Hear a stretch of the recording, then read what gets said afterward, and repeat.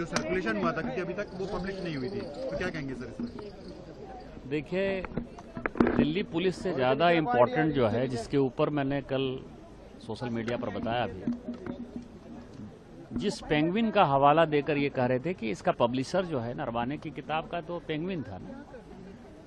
Penguin ने कल रात जो है एक स्टेटमेंट जारी किया कि चाहे डिजिटल फॉर्म में हो, चाहे पीडीएफ फॉर्म में हो, चाहे फिजिकल फॉर्म में हो, किसी फॉर्म में कोई भी किताब अभी तक कोई छपी नहीं है। और जो लोग इस तरह की किताबें ला रहे हैं उसके ऊपर जो है हम कार्रवाई करेंगे, एक्शन करेंगे, और जो भी उनकी रेमेडीज है वो करेंगे। और इम्पॉर्टेंट फैक्टर वही है, इस पार्लियामेंट के नियम कानून हैं। इस पार्लियामेंट में आप किसी भी मुद्दे को गुमराह नहीं कर सकते। कोई ऐसा पेपर आप ऑथेंटिकेट नहीं कर सकते जो कि जेन्युइन नहीं है। राहुल गांधी जी ने सारी पराकाष्ठा क्रॉस कर दी। जब पब्लिशर कह रहा है कि हमने बुक पब्लिश ही नहीं किया, तो कौन सा बुक आप पब्लिश करके बुक घूम रहे हो? फिर पार्लियामेंट में, लोकसभा के अंदर जो है आपने सदन को गुमराह किया।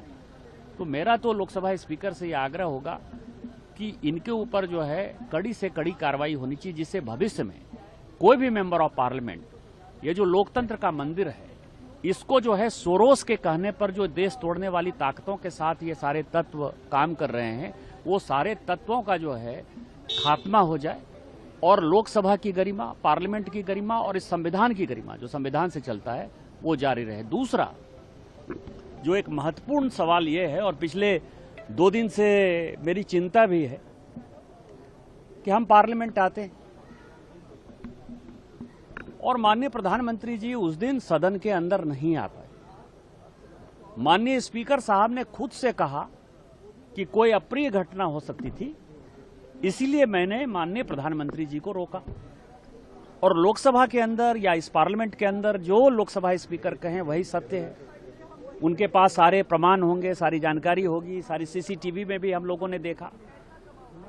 तो 3 दिन हो गया है, लोकसभा स्पीकर ने, यदि आप ये समझिए कि संसद के अंदर एक सांसद सुरक्षित नहीं है, यदि सांसद के साथ मारपीट हो सकती है, देश के प्रधानमंत्री जी के साथ जो है मारपीट की साजिश हो सकती है, अप्रिय घटना की साजिश हो सकती है, इसका मतलब कि कुछ भी हो सकता है, हत्या भी हो सकती है, और वो सभी हत्यारे लोग हैं।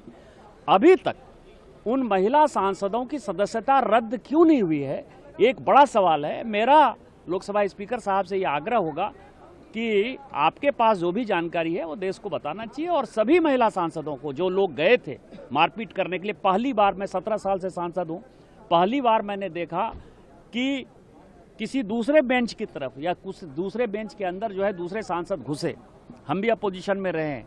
तो वो जो उनकी साजिश है उसका भंडाफोड़ होना चाहिए, और सबों की सदस्यता, महिला सांसदों की सदस्यता रद्द होनी चाहिए। क्योंकि आप वहाँ थे, आपने महिला सांसदों को देखा, पर उन महिला सांसदों ने एक पत्र लिखा और उन्होंने कहा कि हम बहुत बहादुर हैं और हम हम्बल बैकग्राउंड से हैं, हम कभी प्रधानमंत्री को नुकसान नहीं पहुंचाएंगे। तो आप पहुंचे क्यों? आप पहुंचे क्यों? आपको क्या जाना है? आप सरकारी पार्टी के लोग अपोजिशन में और अपोजिशन के लोग सरकारी पार्टी में बैनर लेकर आज तक गए हैं क्या? वेल के अंदर तो जाते हैं, लेकिन आप हमारी सीटों पे, प्रधानमंत्री जी की सीट को चारों तरफ से कैसे घेरा आपने? आप गए क्यों? आपका क्या इरादा था? क्या यही संसदीय गरिमा है? Offence is the best defence. ये जो कांग्रेस है और ये राहुल गांधी जी इस साजिश में शामिल हैं, और इस साजिश की उच्च स्तरीय जांच होनी चाहिए कि देश तोड़ने वाली जो ताकतें हैं, जिस तरह से वियतनाम, कंबोडिया, फिलीपींस, बहरीन, ये सब जाते हैं, किन तत्वों से मिलते हैं? यूएसएड के साथ सैम पित्रोदा के क्या रिलेशन है? सोरोस फाउंडेशन के साथ सैम पित्रोदा के क्या रिलेशन है? सैम पित्रोदा के साथ आप घूमते हैं। ये सारी उच्च स्तरीय जांच होनी चाहिए। Offence is the best defence. और इस तरह की जो पार्टी है, जो कांग्रेस देश को खंडित करने का जो इरादा रखती है, उसके ऊपर कार्रवाई होनी चाहिए। आप जो मांग कर रहे हैं